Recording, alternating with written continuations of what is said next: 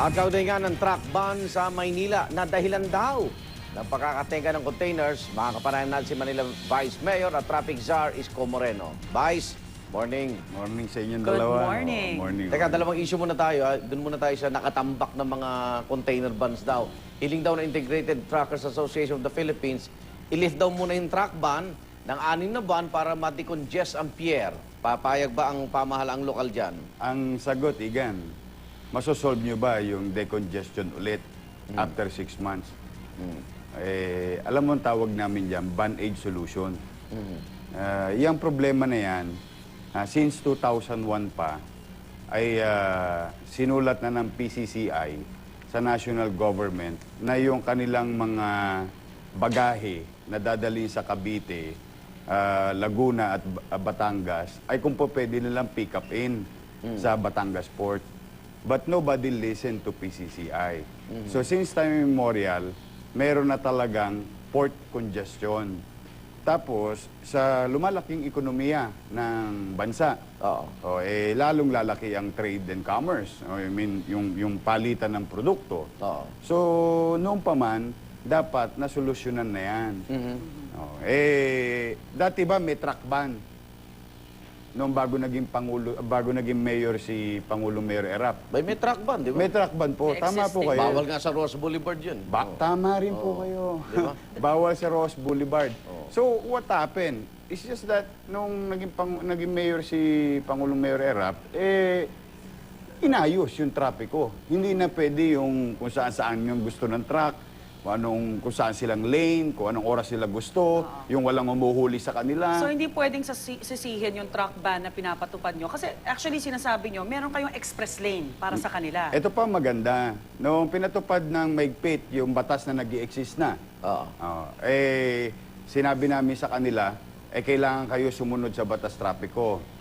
So, nagagalit sila dahil hindi na nila nagagawa yung dati nilang gusto na makapanagasa sila tapos inatrasan pa nila, hindi na kami pumapayag na gano'n magkagulo-gulo sila sa kalye. So, nung pagkatapos sumunod ng mga truckers, na una lumaban yung mga truckers, no, saka haulers, sumunod din naman sila nung kalaunan. O nung bumalik kami sa kanila, ano naman ang gusto ninyo? Ang hiling ng PCCI ulit, Philippine Chamber of Commerce, truck haulers, port operators, and even national government, NEDA, for that matter, pwede ba na makadaan kami sa Roas Boulevard?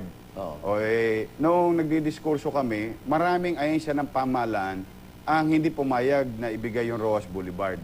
But si President Mayor Erap Estrada at saka ako, pumayag kami kasi gumawa kami ng study na kapag lumabas ng puerto, yung truck, in 10 minutes time, nakalabas na ng Maynila, pagkanan sa Roas Boulevard. So, binigay namin outbound. Tapos, sabi niya, in 24 hours. So, pinag-aralan namin dahil paghahanda naman yun doon sa darating na Skyway sa Manila. Dahil may ginagawa pong Skyway, papasok ko ng Osmeña, papuntang Quirino. So, nangyari, na-create yung express trade lane. So, virtually, Igan, for so many months now, kaya ka walang nararamdaman reklamo sa mga truckers and haulers. Kasi, for so many months now, wala nang truck ban sa Manila, virtually. Kasi may 24-hour dedicated lane sa kanila. Ang merong truck ban, doon sa old truck route, ito yung masisikip na kalye. Dati na. San Marcelino, itong Romualdez. Kasi dyan, kaya namin nire-regulate dahil puro eskwelahan yan. Puro opisina ng gobyerno.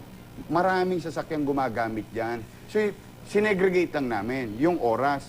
Ano ba dinagdag namin? 1 oras. 1 oras lang from the existing truck ban. So, how can you now blame all of a sudden national agencies, attached agency of the national government, Yung truck ban. came up with a solution making illegal, legal, and it generated chaotic situation in Metro Manila. At ang dahilan nila, para daw mahuli na lahat ng kolorum. At ang parang pamamaraan, kailangan palabasin muna natin sa kalye yung mga walang prangkisa. Para naman na sa ganon, mahuli daw nila. So, illegal gagawin mo. Dati nang lumalabas yun Ano Okay. nangyari? Sa eastern part of Doon ba Metro sa, Manila. Vice, doon ba sa mga Nag-traffic. dialogue nyo, bakit nabanggit na, ang luwag ng Subic nanggaling ako doon Batangas, Bilyong piso ginastos doon para maging moderno. Yung Batangas Port, ang ganda na rin, di ba? Ba't ayaw nila doon sa Batangas tsaka sa Subic? Ano ba dahilan? Una po, ilagay natin ang Dagdag gastos ba yun? sa tamang konteksto. Malaki ang Subic, malaki ang Batangas. Oo. Sabi ng PCCI, 60% ng kargamento nila sa Laguna, Batangas, Cavite nanggagaling sa Manila. Na ang gusto nila sa Batangas. So sabi namin, utilize Di yung ba mas Batangas. malapit yun? Tama po kayo. Oo. Mas malapit yon at walang kabahayan sa highway. Na ginawang daan, nung ginawa ng gobyerno, yung Batangas Port, ang ginastos natin 10 bilyon na inutang ng bansang ito. Oo. Halos 100 bilyon naman ang ginastos Sa ng Subic. gobyerno para sa kalye, papuntang Subic, yung Esitex at NLEX at yung Startol. Ipagahanda po yun sa puerto. O ba't ayaw nila? Di po namin malaman eh. Kasi po, Ay, hindi talaga, hindi nyo tinanong nung bakit? ay wala naman po magsasabi eh. Lagi naman po silang walang alam. In fact, mas maganda sa kanila, mas komportable sa kanila, ituro ang Maynila as scapegoat. So, ang problema talaga is port congestion. Bakit po? Nakita nyo kanina sa video, mga footages ninyo, bakit gumagana po yung ibang lane? Bakit po yung truck hindi gumagana? Nasaan ang congestion? Sa loob po ng puerto. Sapagkat sa loob po ng puerto, meron pong 22,000 na vacant o empty containers. Andun lang. Nandoon lang. Eh yun yung vacant. Yun yung empty. Meron naman nung 7,000 containers confiscated by Bureau of Customs. na nakatenga lang doon, na nabubulok na yung sibuyas doon, Oo. na nabubulok na yung bigas doon, Oo. at yung mga kotse doon na atado na. So nandoon lang sila. Can you imagine? Ito, simple science ha. Science 101. Alisin mo yun. May space sa loob. Pag may space sa loob, anong pwedeng Galaw. gamitin? Oo. Papasok yung truck, tetenga doon, Bilis. hihintayin yung kargamento niya, kakarga, lalabas ng Maynila, tapos na ang problema. Vice, how do we move forward? Anong suggestion nyo? Ayan na yung problema eh. So, Well, paano? Kasama ba kasi dialogue bukas sa Malacanang? Oo nga. Di ba? Wala. Kasama Hindi, ba hindi kayo mga- kasama? Wala pa ho kaming imbitasyon. Ah, ganun? Pero kami, lagi ho kami, tandaan po ninyo to ilalagay po natin sa tamang perspektibo. Wala pong hiniling ang mga truckers, ang port operators, ang business sector at national government sa siyudad ng Maynila na hindi binigay ni Pangulong Mayor Erap Estrada. Okay. Binigay namin lahat ng kahilingan nila. Ngayon, naging epektibo kami sa pagpapatakbo at pagdidisiplina ng trapiko, partikular sa mga malalaking bihikulo. Ano ngayon ang kasalanan ng lokal na pamahalaan ng Maynila sa pamumuno ni Erap na umaayos ang trapiko sa Maynila? Ngayon kasalanan namin. Eh yun nga number one problem namin. Now, ekonomiya, marami na pong nagsabi. Hindi na po kami. USAID, NEDA, hindi po nakakaapekto. In fact, there are statement made by the national government, lumalaki pa. So, ibig sabihin, lalaki pa yung problema. Ano solusyon? Tanong niyo po kanina. Pwede yung solusyon, ban-aid. Lalagyan namin ban-aid. Titigil namin yung truck ban, for example. Just for the sake of 6 conversation. months. Oo. 6 months. Sabi ni Sibilia, sabi niya, wala pang truck ban. Sabi niya, wala pang truck ban. Ang dumarating daw sa Maynila, 5,000 container. Okay. Ang nailalabas, 3,000 container. So may 2,000 na iiwan. Eh di, it's a matter of time. Tataas ulit yung Okay. container.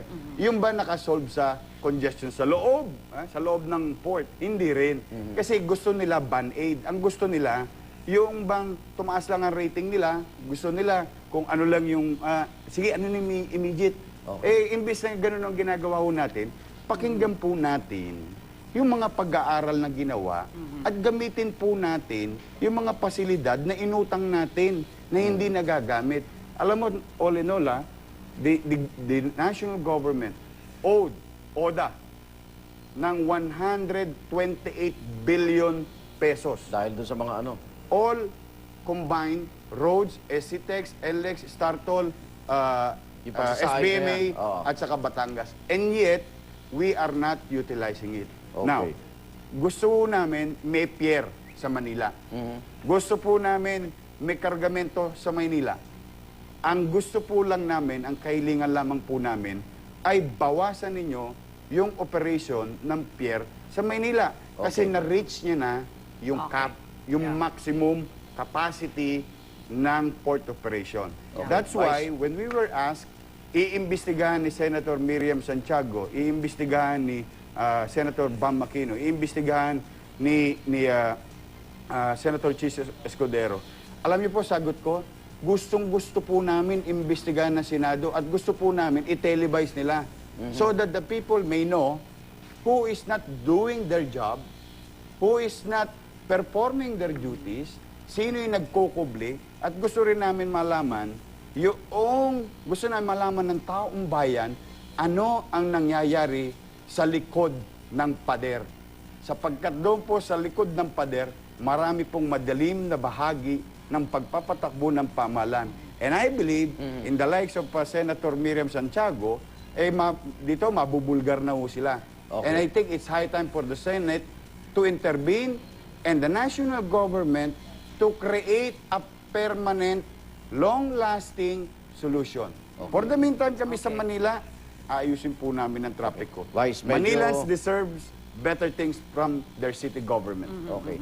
Vice, maraming salamat. Medyo, itong malaking problema ito, kailangan talaga isang programa eh. Kaya lang, konti lang po ang oras natin. At least naiparating yung mga posisyon ng pamahalaan lokal.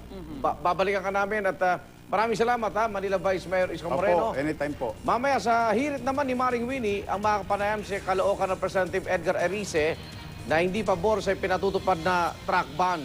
Marami namang issue. Okay.